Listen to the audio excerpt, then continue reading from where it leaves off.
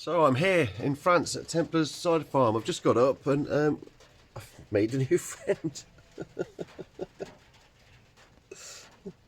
I've got a little cat. Hello. Hello. Just come in, why don't you? Sit on my bed. So I got here last night about 8 o'clock and yeah, I met Adam and Anne of Templars Cider. And they very kindly invited me in and gave me a really nice dinner, nice lamb hot pot casserole, and sat there for hours with them, chatting cider and drinking cider with Adam. And really nice evening, really nice people, really welcoming, and really interesting to hear about their operation.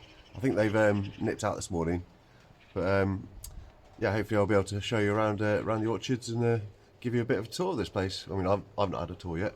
I mean, let me just turn the camera and I'll show you where I am. Pot's in their courtyard. So this is my view. There's this modernish barn, and then you've got this really nice old barn over there.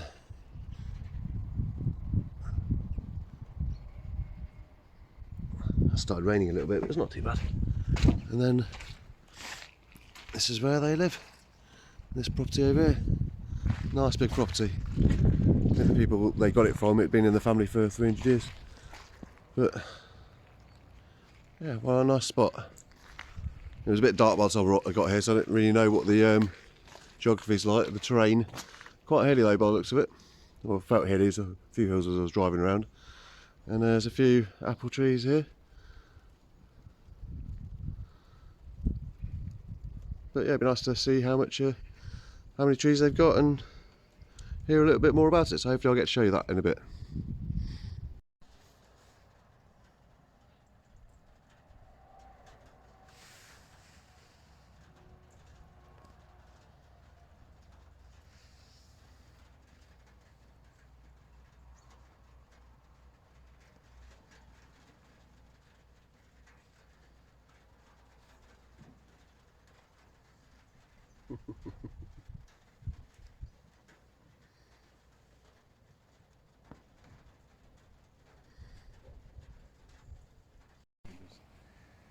I used to come around and press the apples for us, but Okay.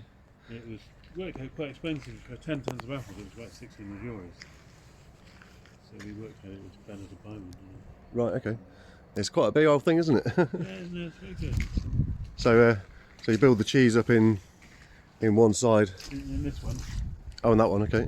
Well, and then you swing this round. So the cheese ended up over there. Yep. Wow, yeah. And then you press that one while you're making up another one there. Right, okay. And you can do, well, we do 9 tons in just about in a day. 9 tons in a day, wow. That's pretty good going. Yeah, See, my press is, it's probably not far off the size of one of those, but I can obviously only do one at a time. Yeah. So obviously you have to squash it all down. And then start again, sort of thing. Yeah. So the most I've done is 5 pressings in a day, which is about 1,000 litres. So not too bad, but yeah, it's a big old unit, isn't it? Yeah, well, they were made in the 50s and 60s, these presses, in Brittany. Okay, so it's got a bit of age to it. Yeah, but it's amazingly good actually. It really is very well thought out. Yeah. And it's all driven by a tractor. The pump and everything is driven by a tractor. Okay, off the PTO or the hydraulics. Yeah, no PTO. Okay, right, yeah. Yeah, it's really very good. Yeah, that's a interesting bit of kit. Yeah. That's cool. Very heavy as well. Weighs about 7 tons. Yeah. Yeah, it's a big thing. Gosh, dolmen. Okay. It's one of the earliest blossoms of dolmen. Nice apple. And these are messy, and there's a Rambo, which is an acid apple, an eating apple. Right, okay, yeah. Yeah. And then further down we've got a Fées. A lot of Fées. Okay, yeah. And you say you've got about 22 varieties. Yeah. Yeah, they're getting to a nice size, aren't they? Yeah, they're some of them We had an old tree which was here when we came. Okay. And this tree produced 1 ton of apples. Wow. 2 years running. Wow. 1 ton. That's impressive. So I did the math on when I planted my orchard. I think I worked out if each tree produced 2 sacks of apples, it would be enough for 5,000 litres or something like that. Yeah. But I think I was being very conservative. Yeah. Because actually, you know, they're only, what, 10 years old now? Well, 12 years old. Yeah. And yeah, some of them on a good year are producing more than that. Yeah. And then I've planted another 150 odd trees, so I'm soon going to be able to, well, this year, or last season, I nearly had more fruit than I could use. Yeah. In fact, I did actually share some with some other cider makers, so Yeah, which is quite nice to be able to do. We used to sell them to the cider factory, but it's just not worth it for the money. Yeah, you definitely need mechanical help when your orchard is spread out and as big as this. Yeah, so we started with those ones over there, and then these ones we bought ready grafted from the cider factory.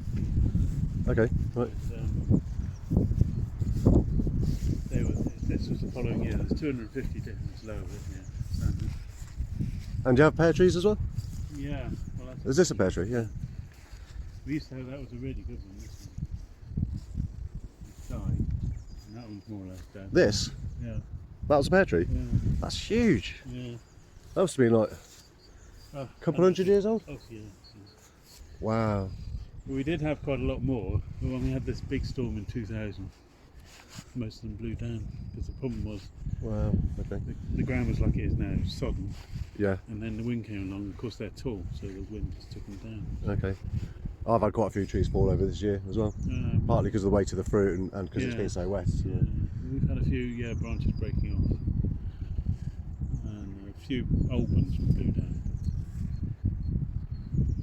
That's such a shame, isn't it? It's a big thing. Oh, yeah. I don't think I've ever seen a pear tree as big as this. They're lovely flowers.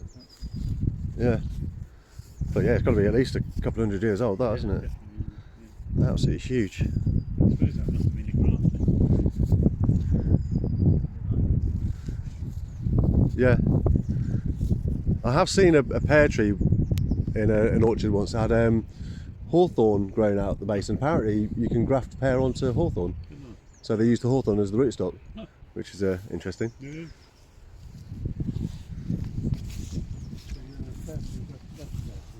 Yeah. Yeah, and you can see the graft, where the graft was on that one as well, can't you? And these ones have got to be the mistletoe this year. Really bad. Yeah, it's not a problem I've got at the moment. I don't really get much mistletoe where I am. Because the air's very surprised. Okay. The sheep eat it, so we chop it down, they eat it. Okay. It's not poisonous to them then? No. And we used to burn branches, but most recently we grind them up for chickens. Okay. And do you mulch? Well, I don't suppose you mulch the trees, do you? Because you don't want we to add don't, nutrients to no, them. But we did try and burn them, but they didn't really work very well. Yeah. So I think if we do grind them this year, we might use them as bedding for the sheep. Okay. Well, there's an idea I've thought of, which I haven't done yet. If you chipped it, and I suppose you'd have to riddle it to get the small stuff out. Yeah. If you dried the bigger chips, you might be able to market it and sell it as for people to use as when they smoke meat and stuff like that. So applewood or pearwood smoked meat. Yeah. And I think I've looked online and people do that, Right. and it fetches quite a price. Yeah. You can sell it in kilo paper bags, Right. Yeah. paper sacks and stuff, and I thought about doing it just for a bit of a fun project more than a money making scheme really. Yeah. But yeah, there's a lot of mistletoe in some of these. You've done these ones. This is where we stopped. Right. Okay. Yeah. We haven't had a chance.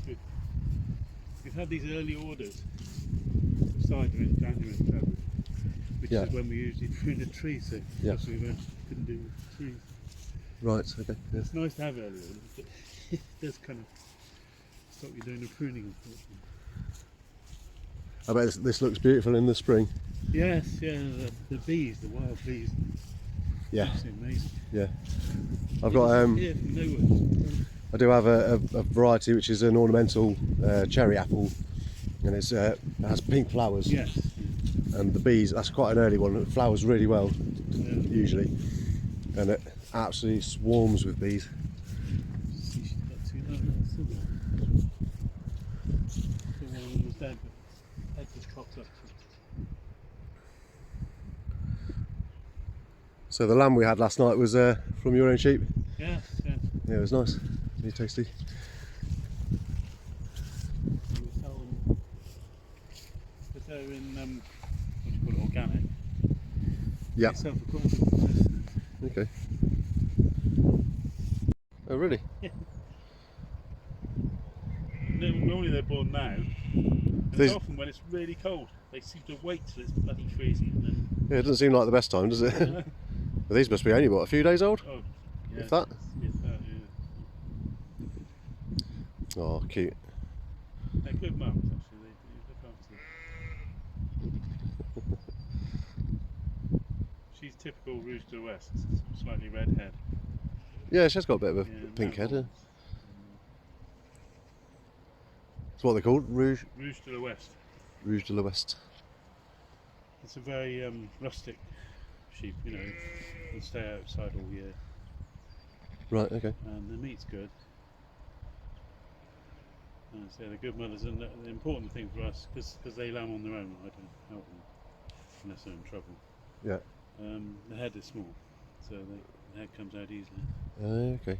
Because originally we used to have these Charolais sheep, and they had big heads.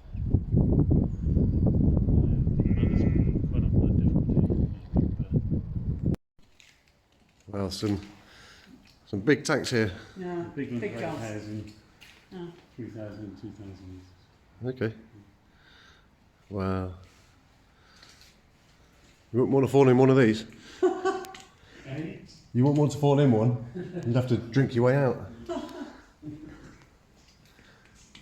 Wow. Tanks galore. Yeah, we just had the IGP inspector around. It was all tickety boo, wasn't it? That's it means we can call our cider Normandy cider, which is the Interpellation géographique protégée. Well, not really don't even know what it means really. This is all a bit untidy, but it really is tidied up. Bottom machine. Okay. That bottles and corks. Yeah. Yeah, beats my method. Filling individually and with a hand capper. Yeah, we used to do that. Yeah. This thing puts the wires on. Oh, so puts the cage on the cork. Yeah. Okay.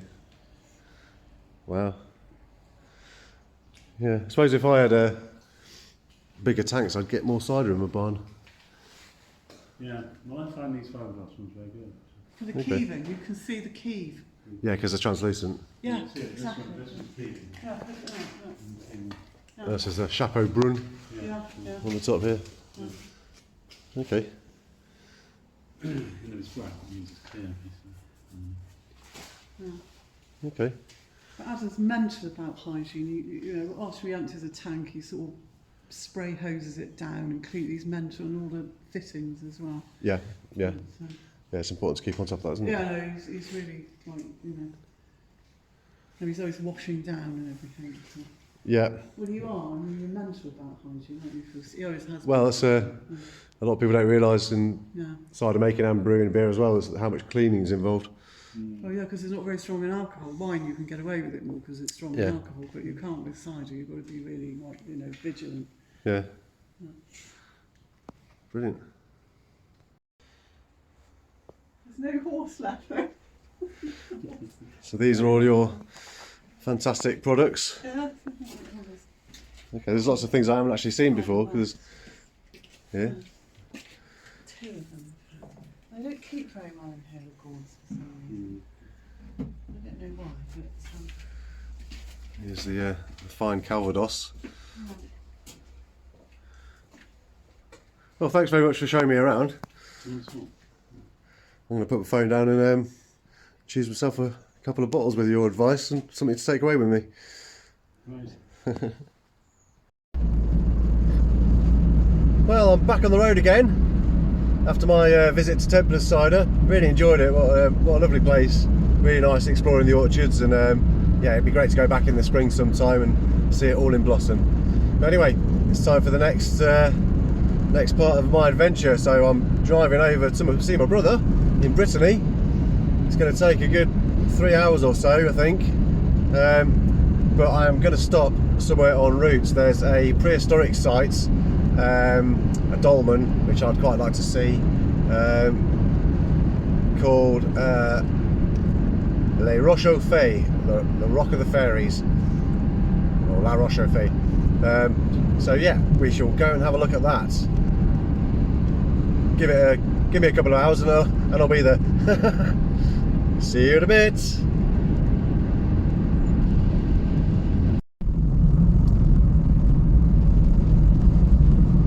So I'm getting close to my destination. Been on the road for a good 2.5 hours, a bit longer. Covered some ground. I'm in Brittany, obviously, now. But I think I'm about 7 or 8 minutes away from my destination.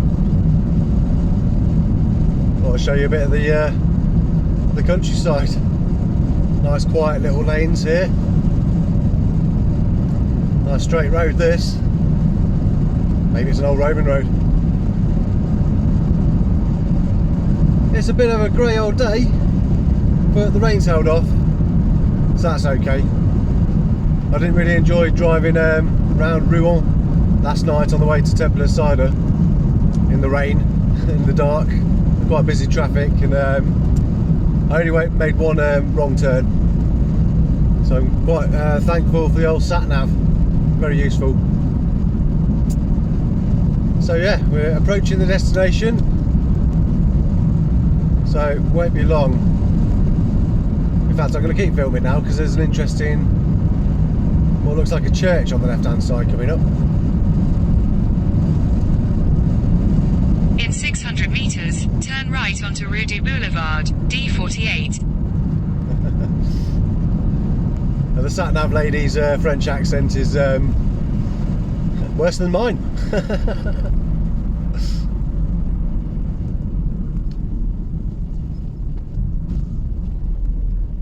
Look at that for a church spire. This place is called Marcel Robert.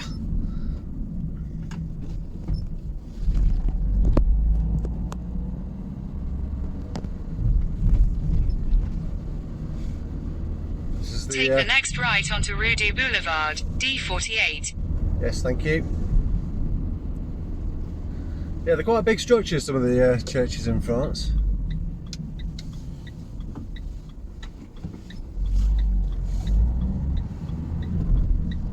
Continue on D48 for 1 kilometre. Yes, yes. So, typical kind of French town, or village.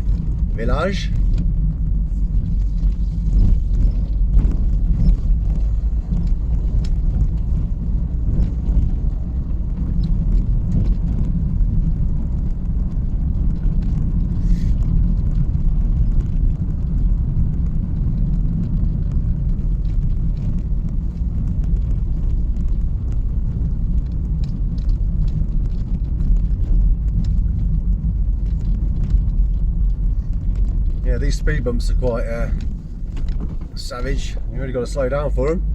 Well, that's what they're for. There's a guy pruning his tree on the left hand side. Anyway, you get the idea. We shall be there very, very soon.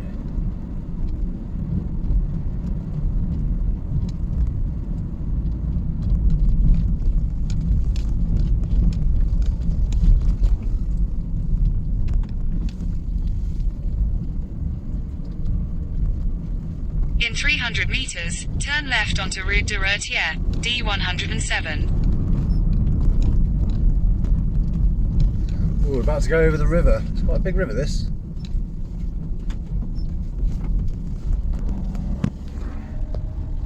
Take the second left onto Rue de Retière, D107.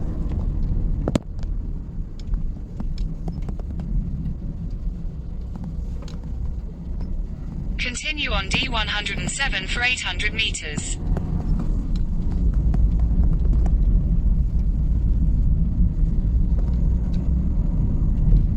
Right, I'm going to stop filming and I'll start again when we're at the Roche Fées. So I'm here, I made it.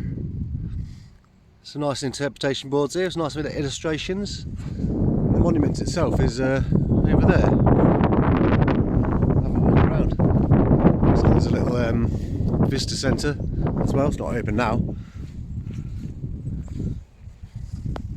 Ah, here's a map showing you where some of the monuments are. Les monuments? Ooh, the monuments where?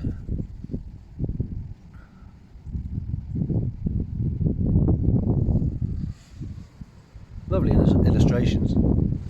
Anyway, let's have a walk up there. There's another one here. When?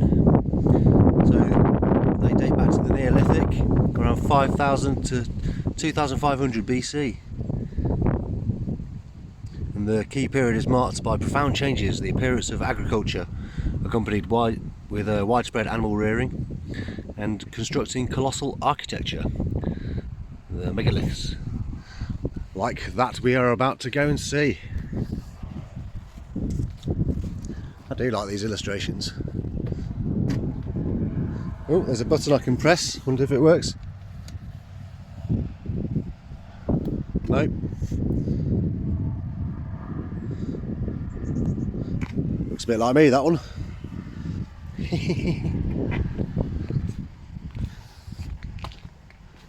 Right, well it's a couple of minutes away, so or a minute or so, so I'm going to have a little stroll up here and see you up there. Here it is. I've actually got Will Lord to thank for this, because Will Lord's been over to Brittany very recently, the last couple of weeks I think, and that's how I found out about this. Otherwise I wouldn't have known. If you don't know who Will Lord is, you should check him out. He's quite well known in the prehistory world. He's an expert flint napper, and I actually had the pleasure of meeting him a few years ago. I went over and did a bronze sword making course, so you know, I cast my own bronze sword, which I've still got. It's one of my favourite things, and there's a brilliant day out, so thanks Will for that. He's a very interesting chap. He's the caveman, and yeah, he came here. So, but I tell you what, the footage doesn't do it justice. Wow, this is, I mean, you can tell why they call them megalithic structures.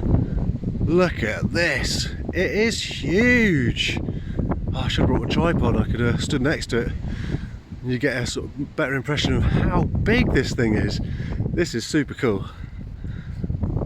These rocks, I mean, I think some of them weigh 40 tons.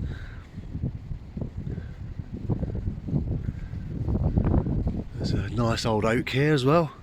It's a big thing. Absolutely incredible. I've never been anywhere quite like this. I'm not sure if it was ever buried by earth, or if it was, maybe it wasn't finished, or apparently there's been no evidence of any burials here. So was it a place for the living? A ceremonial place for the living rather than a place for the dead. Let's go back around the front. I mean, this is absolutely amazing. I mean, let's just turn the camera around a bit. I mean, I'm 6 foot and I can stand in here.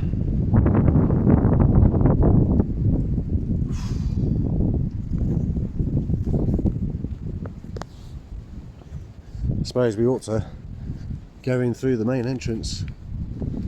I mean, this main big block on the top here, that's got to be what, 6, 12, 16, 18 feet wide. Another nice nice gnarly old tree here as well. Now I've got to duck down to get in here. Yeah, it's a kind of a schisty material.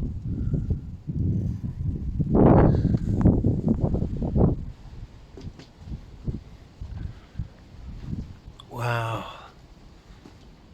So I'm ducking down, and now I can stand up a bit in here.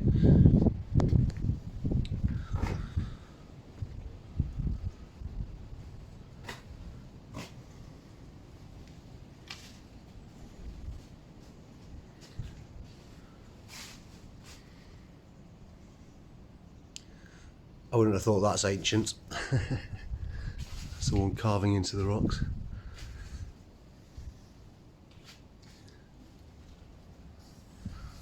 Square there as well.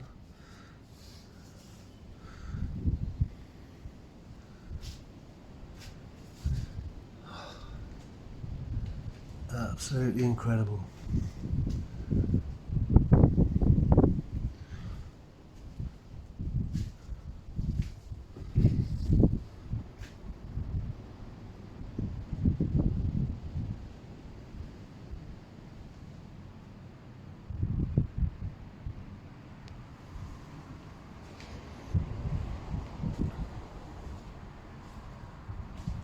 Yeah, this place is actually on my route, near enough. So I thought I looked it up after I saw Will Lord come to visit here. And as it was on my route, I thought, I'm going to go and see that. And I'm glad I have. Because it is absolutely incredible. I wonder how many people it took to build this. And how long it took them.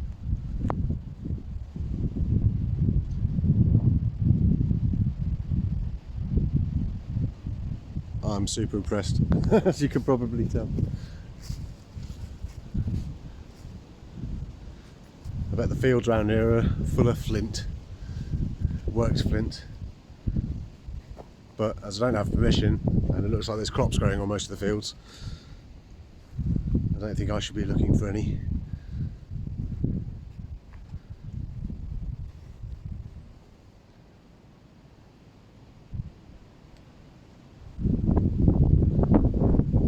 There's a van over there. It's got an image of this place on the side. It's the guys who look after it. It seems to be quite smartly maintained with grounds around here. Anyway, I'm going to stop waffling.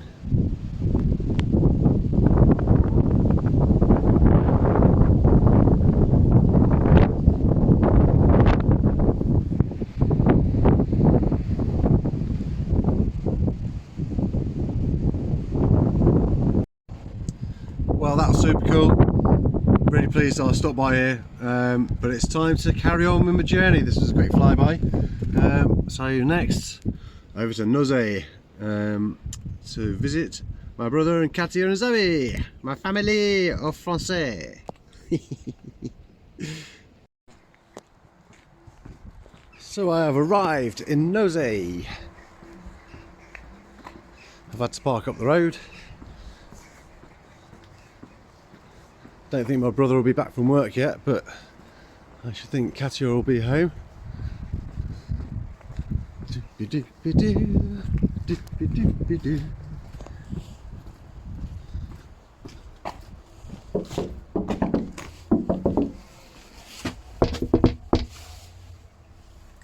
Somebody's left the keys in the door.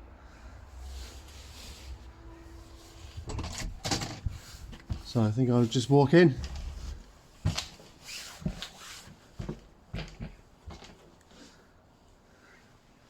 Nobody's home.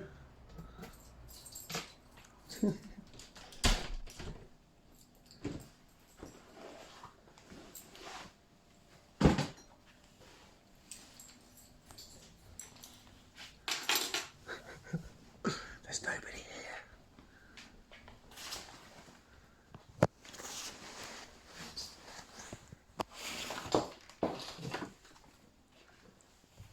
I'm going to sit on the sofa. There's Katia.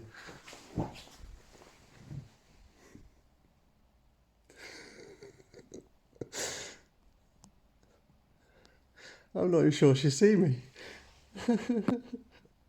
This is quite funny.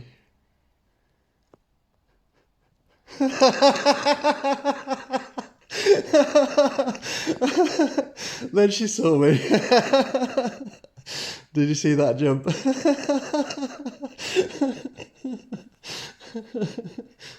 She's on the phone. Oh, that was quite hilarious.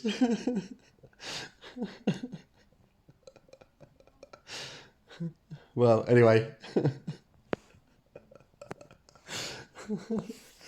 That made me laugh. I've arrived. I'm here for a few days, so we shall see what we get up to. If we get up to anything interesting, I shall let you know.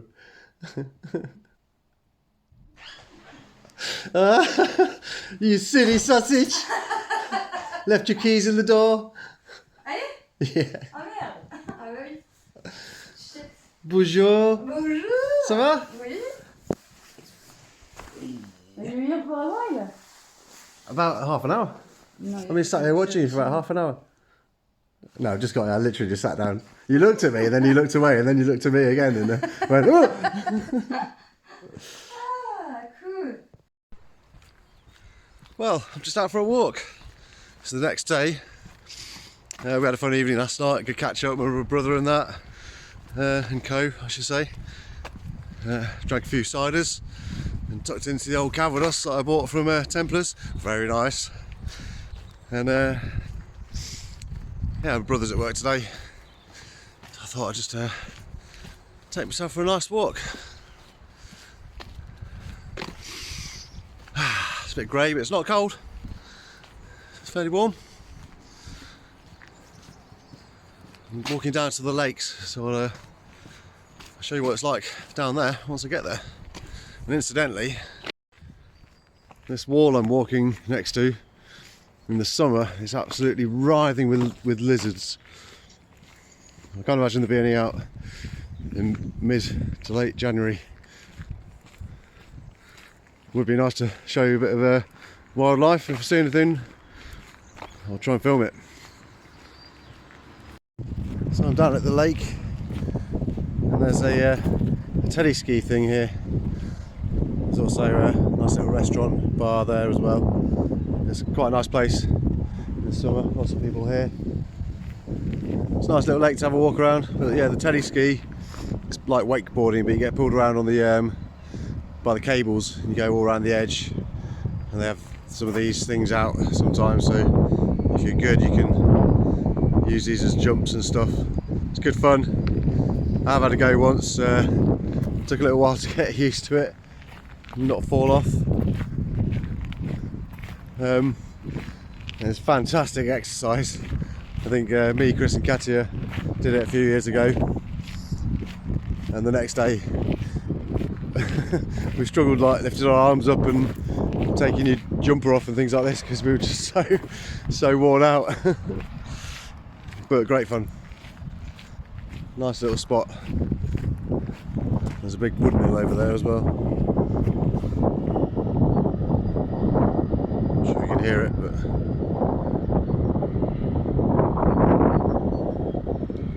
a bit of local industry.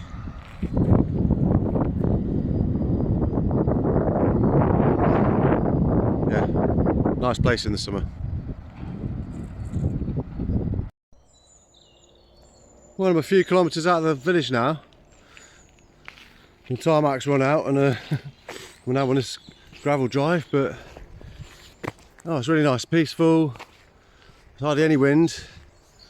Finally, it's just me and the bird song.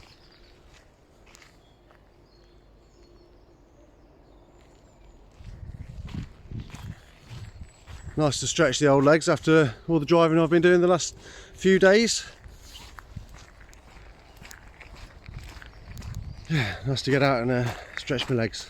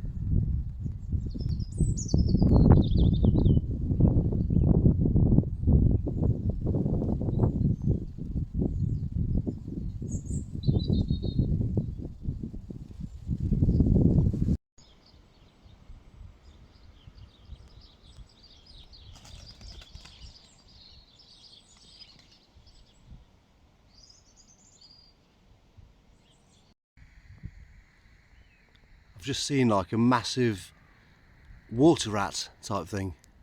I don't know what it was. I heard a noise and it swam from up there down here and into a burrow in the side of the stream. It was about the size of a rabbit. I don't know what that was. I'm gonna have to look that up. That was super cool.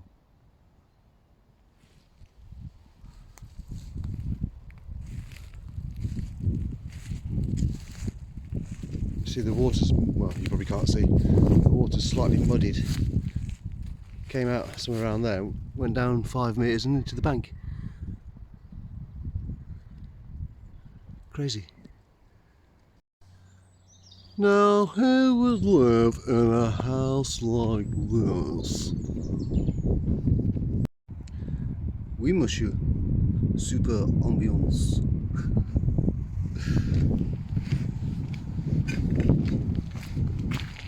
Complètement derrière avec ça. Bon appétit tout le monde.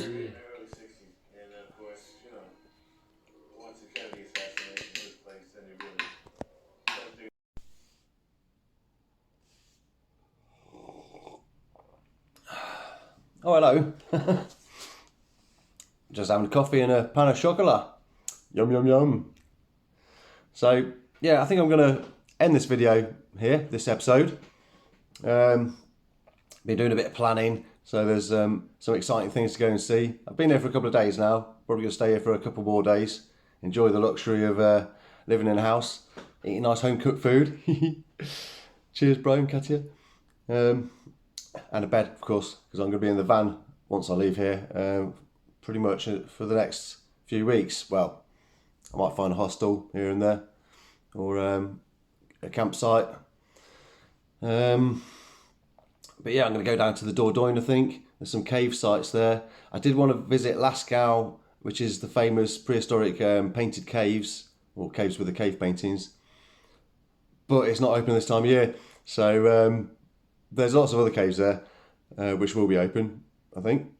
So I'm going to go visit them. I'm going to head down to Carcassonne, which is a famous walled town. There's an big old castle there, so that'd be cool to see.